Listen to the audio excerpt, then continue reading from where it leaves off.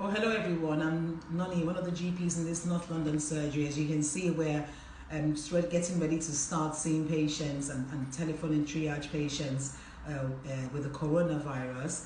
You can see that I have my masks here, I have my gloves, the thermometer is on as well. And I'm just looking at this guideline here about a letter to support allied health professionals and allied health professional support workers during the COVID-19 epidemic in the UK. Now, I'm not going to say much more about coronavirus because there's a lot of information out there. Rather, I just want to alert people, especially the media, to a new disease which they have caused, which I am going to call mediana. Now, mediana is, from what I see, caused by the effects of the way the media, most of the media is reporting on the coronavirus.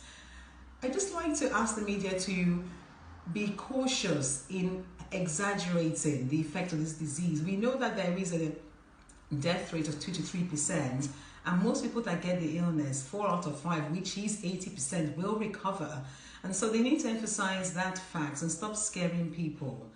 Yesterday, I had a number of calls I had to make to patients, and many of them I now realize are becoming quite unwell, not from the coronavirus at all, but actually from the effects of listening to the news about the coronavirus. And so I had one lady yesterday who's never had any problems with her blood pressure, who now had blood pressure readings of over 170 for the systolic on 3 occasions, all because she's been listening to the news. And I simply told her to stop listening, to only listen once a day. I also had another lady, a young mother who was absolutely fine in herself, but now had shortness of breath just by listening to the news. And she told this to me when she brought her 7-month-old baby yesterday for me to examine, because he was a little bit unwell and I wanted to just check on him in person. I've also had another patient who's recently had an increase in her antidepressants and who I've been trying to manage and get stable, who's now panicking, now wants to increase her antidepressants because she's worried about the virus. And the last person I want to talk about today, because there's several of them, is a mother who has only one child, as a boy. He went and had a burger and some ice cream, and then he now developed a cough or running, which is not unusual for this time of the year in the UK anyway. And she now was told, oh, he has a cough, and everyone was panicking, and she was scared, am I going to lose my only son?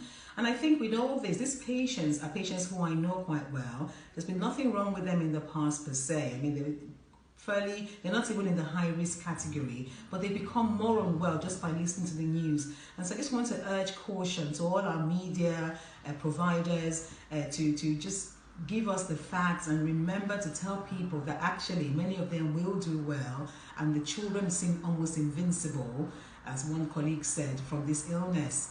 And the other thing I want to say is to appeal to people to stop listening to the news in such large amounts. Obviously, we need to keep up to date and find out what's going on, and I do that, but I only do it very, just once a day at the minute, because the news reporting is too exaggerated at the minute and it's playing on people's fears. Aliana, do you listen to the news yourself? No. No, I have to say you're very sensible, because otherwise you're going to end up being really scared. And so while I'm not saying we shouldn't find out what's going on, I'm only saying let's listen to reputable broadcasts which do not play on people's fear. Thank you for listening, and God bless you and keep you safe.